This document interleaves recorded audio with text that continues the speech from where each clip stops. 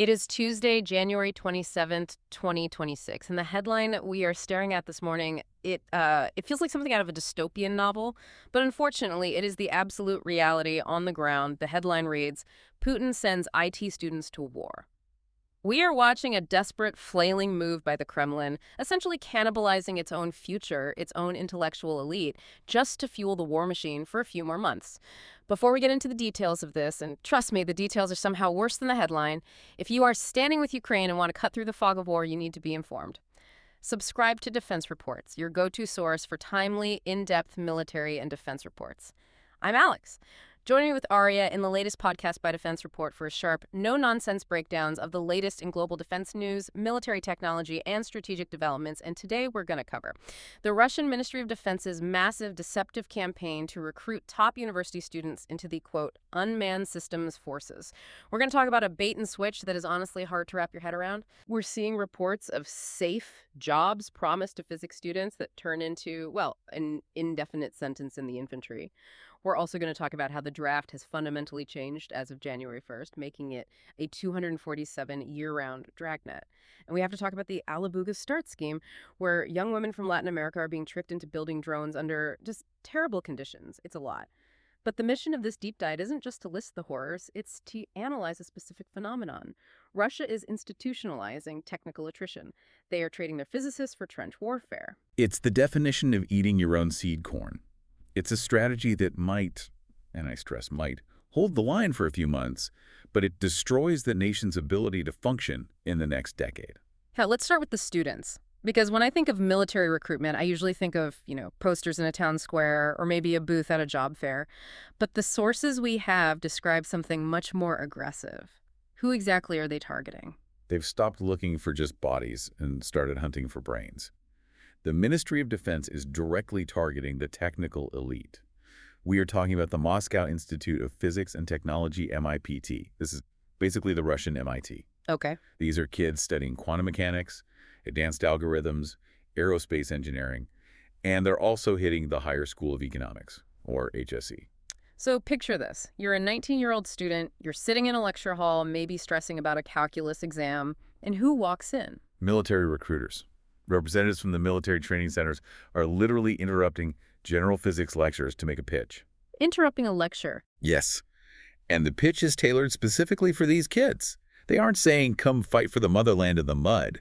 They're saying, come join the unmanned systems forces. Use your brain. Be a drone operator. It appeals to their ego. You're too smart for the infantry. Come work in tech. Exactly. They promise that you'll be sitting in a bunker 20 kilometers back from the zero line, the front. They promise it's safe, high-tech work. And if a student is struggling academically, maybe they're facing expulsion, the recruiters swoop in like saviors. Take academic leave, do a tour, come back debt-free. And when you say debt-free, we have to talk about the money, because I saw the number in the report and I thought it was a typo. 5.2 million rubles. It's not a typo. That is the combined federal and regional sign-on bonus for Moscow right now. Wow. If we do the conversion and, the ruble is volatile, that's somewhere between 65 and 68,000 US dollars. $65,000 just for signing your name. In an economy where the average salary is a tiny fraction of that, that's life-changing money. It's astronomical. To put it in perspective, on January 1st of this year, the VAT in Russia hiked to 22%. Utility costs are through the roof. The price of vodka just went up again. People are hurting. So the government creates this economic pressure cooker. The push. And then opens a release valve with this massive bag of the pull. Yes, exactly. It feels like a bribe. It's not patriotism. It's a transaction. It is absolutely a wealth transfer. They are taking tax money from the general population and funneling it to the military class to buy loyalty and bodies. But here is the thing. That money is the bait. The hook is the contract itself. Precisely. Right, because the recruiters are promising these students a specific deal. 1 year. You go, you serve 12 months, you get your 65 grand, and you come back to finish your degree. It sounds... Well, if you ignore the morality of the war, it sounds like a rational risk for a broke student. It sounds rational, but it is a complete lie. And this is where the tragedy happens. We have legal analysis from experts like Artyom Pliga. They point out a very simple, terrifying fact. The mobilization decree from September 2022 is still in effect. That decree never went away. Never. And under that decree, all military contracts are indefinite. It doesn't matter if the piece of paper you sign says 12 months or 6 months. The presidential decree overrides the contract text. Wait, so the recruiter looks you in the eye, hands you a document that says 1-year term, and knows the whole time that the document is worthless. Yes. Once you sign, you are the property of the Ministry of Defense until the war ends by a new presidential decree, or until you are physically incapacitated or you reach the mandatory age limit. So there is no 1 year and out. It's like the Hotel California. You can check in, get your bonus, but you can never leave. That's entrapment. But surely if they are recruiting these specific kids, these physics geniuses, they at least keep them on the drones, right? Even if they keep them forever, they wouldn't waste a physicist as a rifleman. You would think so, strictly from a resource management perspective. But the Russian military is not known for efficient resource management.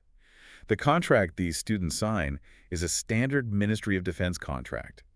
It has a clause that allows commanders to reassign soldiers based on the needs of the service. Needs of the service. I think I know what that euphemism means. It means that if an assault unit takes 60% casualties trying to take a village, which we see constantly with these meat wave tactics, the commander needs bodies to fill the trench. Right. He doesn't care if you know how to code in Python or if you understand aerodynamics.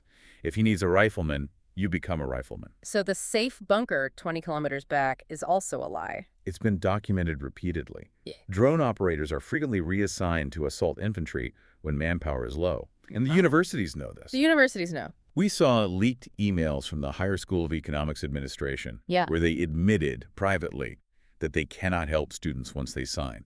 They know the 1-year promise is void. They know the kids might die in a trench. But they let the recruiters into the lecture hall anyway. That's institutional betrayal. You trust your university to look out for your future, not to sell you down the river. But, okay, let's say you're a student and you're smart enough to see the trap. You say, no thanks, I won't sign. They've made that harder too, haven't they? Because January 1st, 2026 brought in a whole new set of laws. This is the other side of the coin. If the bonus is the carrot, this is the stick. As of a few weeks ago, Russia has transitioned to a year-round draft. It used to be just spring and fall, right? Correct. Historically, if you weren't drafted by December 31st, you could relax until April. You had a window to plan, to move, to hide. That window's gone. It's gone. Conscription offices now operate 24 hours a day, 7 days a week, 365 days a year. So you can get a knock on the door on a Sunday afternoon in July or a Tuesday in January. There is no off-season. And you might not even get a knock on the door. The digital registry is fully live. A summons can appear in your online government portal, Gosislugi. And that's it. The second it appears in the system, you're automatically banned from leaving the country. You don't have to sign for it. You don't have to see it. It's immediate. That creates a psychological cage. You wake up every morning checking your phone to see if your life just ended. And I read something about them cutting university spots, too. Yes, this is the squeeze. For the 2026-2027 academic year, the government cut 45,000 paid university spots. Now, in Russia, being a full-time student is the primary way to get a deferment from the draft. So if you cut the spots... You cut the deferments, exactly. They are taking 45,000 young men who would have been safe in a classroom and kicking them out into the cold right when the draft becomes year-round. It's a coordinated pincer movement to force them into the military pipeline? It's absolutely relentless. But it's not just their own people they are churning through. This is where the story gets even darker, if that's possible. We need to talk about Alabuga's start, because this isn't just about drafting Russians. This looks like an international scheme. Alabuga's start is truly disturbing. It operates out of the Special Economic Zone in Tatarstan, and they have realized they can't find enough Russians to work in the drone factories. Probably because the men are at the front. You got it. So they've turned to deceptive recruiting abroad. Who are they targeting? Young women, mostly aged 18 to 22. They are focusing on Latin America, Colombia, Brazil, Cuba, and some African nations.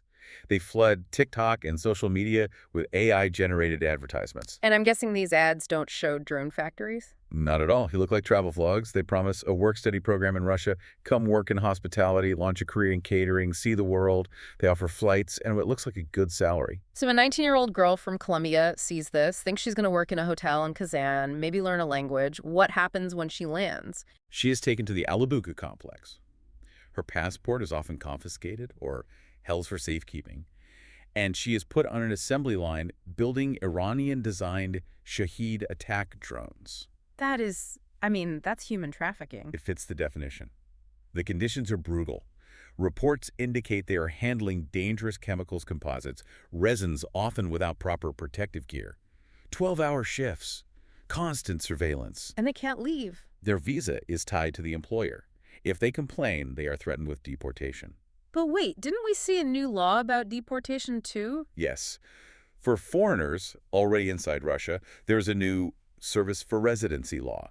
It essentially says you cannot be deported if you sign a military contract. So they trap migrants with legal trouble and offer the trenches as the only way to stay. Exactly. And for Russians coming home, there's the airport trap. Tell me about that. That's specifically for Russians who have been living in the West, the U.S., Europe, who get deported back to Russia. Maybe their visa expired, or they were asylum seekers who got rejected. When they land at Sheremetyevo or Domodedovo airports in Moscow, the FSB is waiting at the gate. They don't even make it to baggage claim. They are handed a draft summons immediately. Welcome home, you're in the army.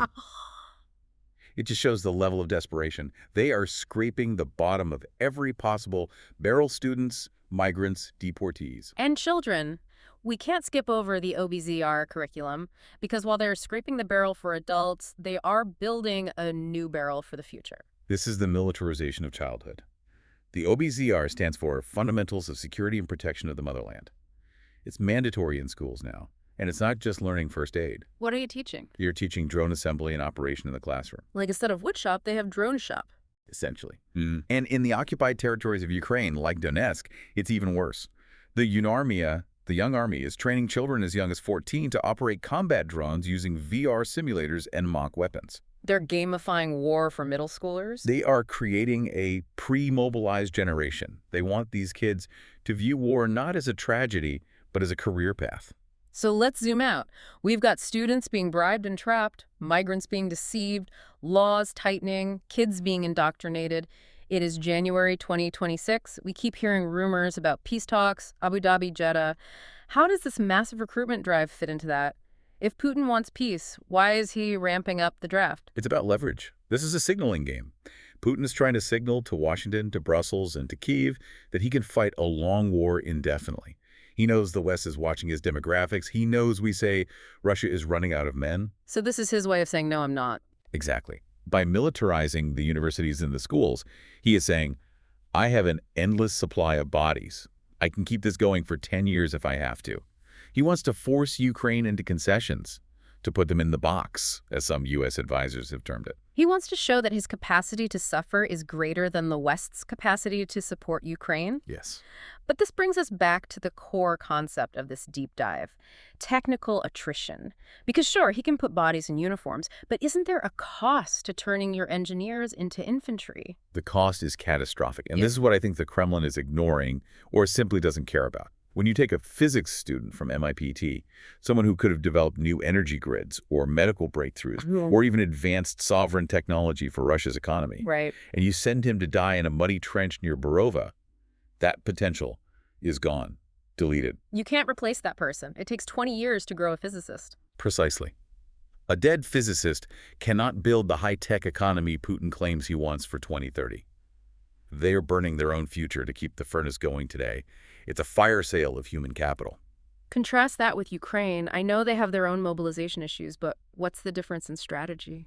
Ukraine has announced plans to produce 7 million drones in 2026. But their focus is on using technology to save soldiers' lives. They are trying to automate the front line to protect their manpower because they value their people. And Russia. Russia's doing the opposite. Oh. They are feeding their people, their brightest minds, into the machine just to overwhelm the opponent with mass. It's a tragic irony. Putin talks constantly about sovereignty and being a great power, but can you be a great power if you've killed off all the people who know how to build the power? No. You could be a resource colony with a big army, but you cannot be a modern superpower. When you turn a place like the Higher School of Economics, which used to be a beacon of liberal education in Moscow, into a recruiting station that lies to its own students, you break the social contract. You tell your youth, you do not matter. Your mind does not matter. Only your body matters. That kind of damage. That doesn't heal when the peace treaty is signed. It takes generations to fix. The Rubicon Center, this drone initiative, It's not a path to victory. It's a symbol of how much the state is willing to consume itself just to stay in power. It really paints a bleak picture of what's happening behind the Iron Curtain right now. You have a government that is systematically deceiving its brightest young minds, locking them into indefinite contracts, and dismantling its own education system. And remember, this is happening while they tighten the screws on everyone else with the year-round draft. It's a total mobilization of society, but it's a mobilization built on lies and coercion. And that leads us to the question we want to leave you with today. It's something to really chew on. If a nation is willing to burn its own future, its scientists, its youth, its economy, just to hold the line today, what will be left of it when the war finally ends? What does victory look like if you've hollowed out your own soul to get there? You've been listening to Defense Report by Alex and Arya, where we analyze the latest in military strategy, global defense, and advanced weaponry. And before you go, a quick reminder. Subscribe to Defense Reports, your go-to source for timely, in-depth military and defense reports. We'll catch you next time.